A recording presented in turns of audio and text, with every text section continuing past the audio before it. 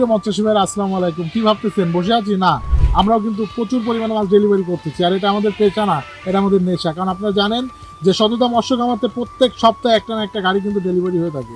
তো যারা এখনও দ্বিধায় আছেন যে না আমরা শীতের ভিতরে মাছ পাবো কিনা, ভালোদের মাছ আছে কিনা, বা যশোরের মাছ কি বন্ধ হয়ে গেছে কিনা, যারা এগুলো ভাবতেছেন আসলে ভুল ভাবতেছেন। কারণ আমাদের কাছে প্রচুর পরিমাণে মাছ স্টকে আছে। আপনারা কিন্তু দেখতেছেন একদিন পর একদিন কিন্তু আমরা গাড়ি ডেলিভারি করতেছি, পার্টিরা নিজেরা এসে আমাদের কাছে মাছ নিচ্ছে এবং দেখে শুনে নিচ্ছে। প্রিয় মৎস্যজীবী ভাইরা, আপনারা জানেন যে আমাদের কাছে কিন্তু বিভিন্ন সাইজের বিভিন্ন ক্যাটাগরির মাছ আছে। শীতের সময় যেখান থেকে মাছ নেবেন দেখে শুনে মাছ নেবেন। আমাদের মতো এইভাবে সুস্থ সবল মাছ যারাই দিবে তাদের কাছ থেকে নিতে পারেন। সুপ্রিয় মৎস্যজীবী ভাইরা, আপনারা বলতেছেন যে আমাদের এখানে কি কি মাছ আছে, আসুন এক পলকে দেখে আসি আমাদের এখানে কি কি মাছ আছে। সুপ্রিয় মৎস্যজীবী ভাইরা, আমাদের এখানে এখন যে মাছটা দেখাচ্ছে এটা হচ্ছে আপনার G3 রুই। আপনারা জানেন যে এই মাছের বিভিন্ন গুণাবলী আছে, বিভিন্ন সাইজ আছে, বিভিন্ন বিষয় আছে। আপনার ইচ্ছা করলেও কিন্তু ভালো জিনিসটা খুঁজে নিতে পারবেন না যদি আমরা না দিই। সুপ্রিয় মৎস্যজীবী ভাইরা, আসুন এবারে আমরা দেখে আসি। এটা হচ্ছে কাতলা মাছ।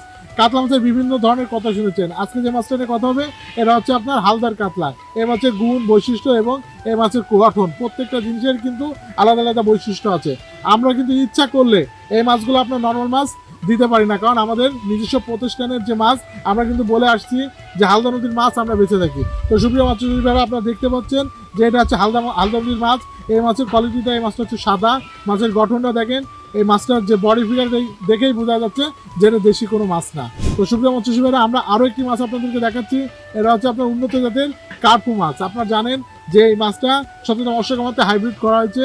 এই মাছটার যে গুণ, যে বৈশিষ্ট্য, এটা হচ্ছে আপনার মাছটা হচ্ছে লম্বা হবে, দ্রুত বড় হবে, মাছের পেট থাকবে না, মাছটা খেতে খুব সুস্বাদু, বাজারে ব্যাপক দাম। সুপ্রিয় মৎস্যজীবী ভাইরা, আপনারা স্ক্রিনে এখন যে মাছটা দেখতেছেন এটা হচ্ছে চায়না সিলভার মাছ। এই মাছের বিষয়টা, এই মাছের গুণটা, এই মাছটার বৈশিষ্ট্য আপনাদেরকে জানাই। এই মাছটা হচ্ছে এক বছরে 4 থেকে 5 কেজি হচ্ছে মাছের বাজারে ব্যাপক দাম।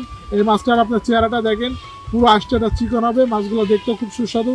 এবং সুপ্রিয় মৎস্যজীবী ভাইরা, আমরা আরও একটি মাছ আপনাদেরকে দেখাতে চাচ্ছি।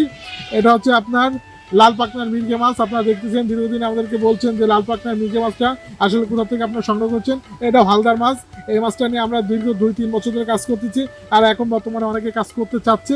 সুপ্রিয় মৎস্যজীবী ভাইরা, আপনারা এখন যে মাছটা দেখতেছেন, এবারে কথা হবে ক্যাটফিশ নিয়ে। আপনারা দেখেন স্ক্রিনে যে মাছটা দেখছেন, এটা হচ্ছে শিং মাছ। এটা উন্নত জাতের শিং, এটা যশোরের শিং।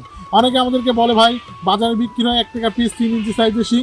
এটা যে বগুড়া, ময়মনসিংহের অন্য অন্য জায়গার যেগুলো ট্রেনে করে এসে আসে ওই মাছগুলো বিক্রি হয়। যশোরের এই মাছটা কিনতে গেলে দাম পড়বে 4 টাকা। এই মাছের গুণ, বৈশিষ্ট্য, বিষয়টা হচ্ছে মাছের ভাইরাস লাগে কম, মাছের কালারটা যত বড় হবে তত হলুদ হবে।